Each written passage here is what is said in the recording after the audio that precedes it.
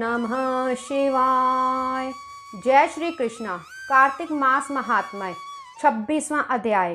देवगणों के ऐसे वचन सुनकर धर्मदत्त ने कहा, सब मनुष्य भगवान विष्णु की प्रसन्नता के लिए विधिवत आराधना, यज्ञ, दान, व्रत, तीर्थ तथा तपस्या आदि करते हैं, किंतु कोई ऐसा सरल उपाय बताइए जिसके करने से इन सब का फल प्राप्त हो। गणों ने कहा, हे द्विज श्रेष्ठ, आपका प्रश्न बड़ा ही श्रेष्ठ है। हम आपको भगवान विष्णु को शीघ्र प्रसन्न करने का उपाय बताते हैं। हम इतिहास सहित प्राचीन वृत्तांत सुनाते हैं, सावधानी से सुनो। प्राचीन काल में कांचीपुरी में चोल नामक चक्रवर्ती राजा राज्य करता था। उसी के नाम से उसके देश का नाम भी चोल ही प्रसिद्ध था। राजा चोल के राज्य में कोई प्राणी दरिद्र, दुखी, पापी व रोगी ना था। ये सब राजा के यज्ञ करने का प्रभाव था। ताम्रपनी नदी के दोनों किनारों पर सोने के यज्ञ स्तंभ सुशोभित थे। हे द्विजवर, एक दिन वह राजा भगवान विष्णु के पास गया। भगवान उस समय शेष शैया पर योग निद्रावश सो रहे थे। राजा ने उनकी मणियों, मोतियों और स्वर्ण के दिव्य फूलों द्वारा पूजा की। वह साष्टांग प्रणाम करके भगवान के चरणों के पास ही बैठ गया। थोड़ी देर के बाद राजा ने अपनी नगरी कांचीपुरी के ब्राह्मण विष्णुदास को वहां आते हुए देखा। विष्णुदास भगवान की पूजा के लिए तुलसी दल और जल लिए हुए था।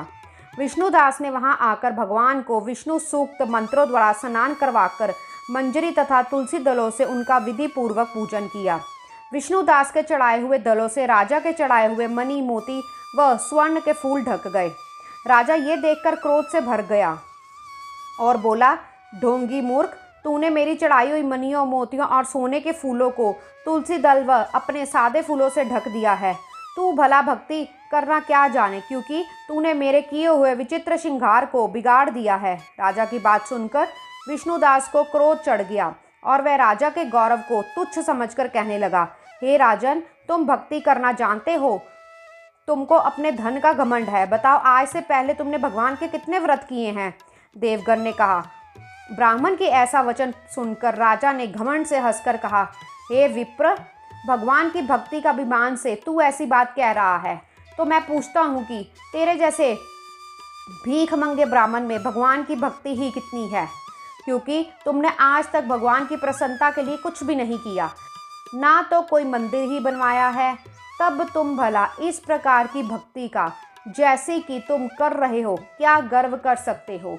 यहाँ जितने भी ब्राह्मण बैठे हैं, मेरी बात को ध्यानपूर्वक सुने और देखें कि भगवान विष्णु दर्शन मुझे देते हैं या उसे।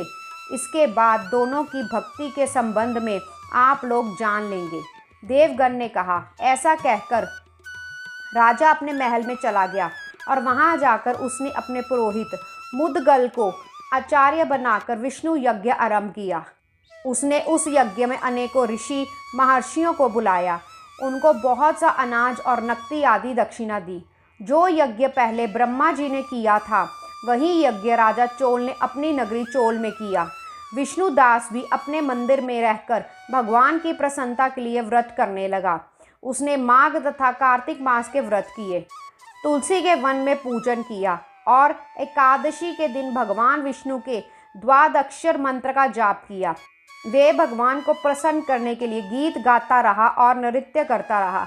नित्य प्रति व्रत करता एवं भूमि पर सोता, हर समय भगवान विष्णु का स्मरण करता और सब प्राणियों में सम दृष्टि से भगवान को ही देखता था।